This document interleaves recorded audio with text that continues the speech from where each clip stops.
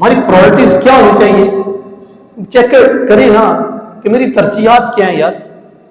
کبھی سوچا یہ کہ میری ترجیح میں قرآن آیا کہ نہیں آیا، ترجیح میں حدیث آئی کہ نہیں آئی؟ بچوں کے حقوق کتابوں میں لکھے، پڑھے کہ نہیں پڑھے؟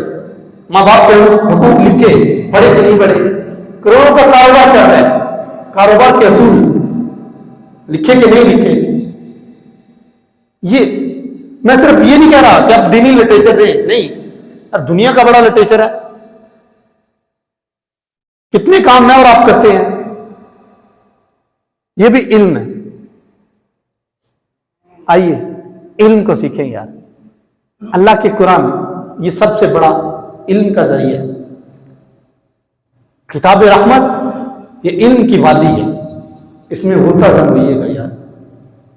ایک لمحے کے لیے بیٹھ کے سوچئے گا یہ قرآن عربی میں آیا تھا، کیا مجھے عربی آتی ہے؟ ضمیر اجازت دینا تو پھر دوسرا سوال بنتا ہے، اگر عربی نہیں آتی تو میرا رب مجھ سے فرما کیا رہا ہے یار؟ کیا فرما رہا ہے؟ کبھی زندگی میں سوچا کہ میرے رب نے مجھ سے کیا فرمایا؟ کیا میں نے پڑھا قرآن ٹرانسلیشن کے ساتھ؟ اگر ضمیر اجازت دے تو پھر آئیے گا، دعوت اسلامی کے سارے پلیٹ فارم آپ کے لیے یار. ہماری آن لائن ویب سائٹ آپ کے لیے ہے، ہمارے مبلغین آپ کے لیے ہیں، ہمارے قاری صاحبان آپ کے لیے ہیں، فری آف کاسٹ ہے یار، کوئی پیسہ نہیں لے رہے. علم سیکھنا ہے.